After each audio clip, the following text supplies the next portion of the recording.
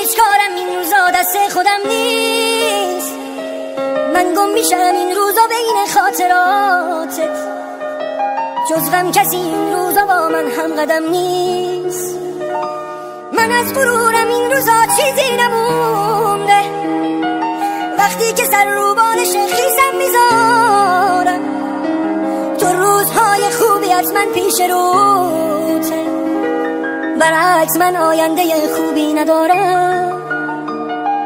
تو از گذشتت هیچ چیزی بر نداشتی، اصلا نذاشتی غم تو دنیات پا بذاره، برعکس من توی گذشته گیر کردم.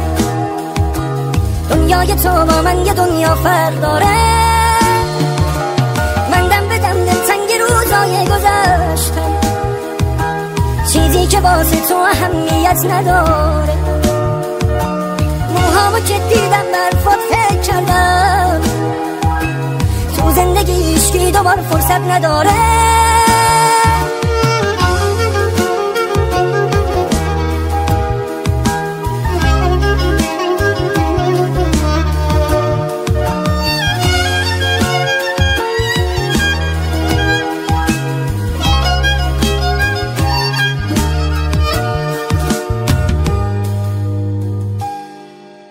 من هی به تو فکر کردم و موهام سفید شد، حق با تو بود من فرصت رو از دست دادم.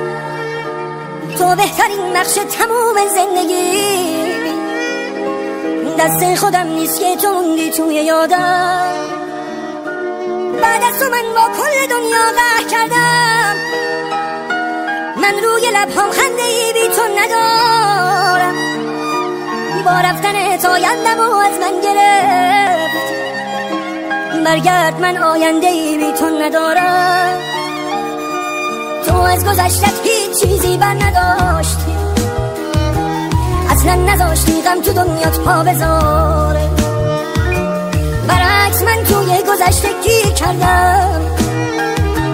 دنیای تو با من یه دنیا فرق داره، من دم به دم دلتنگ روزای گذشتم، چیزی که واسه تو اهمیت نداره. موهامو که دیدم برفات فکر کردم، تو زندگی هیچکی دوبار فرصت نداره.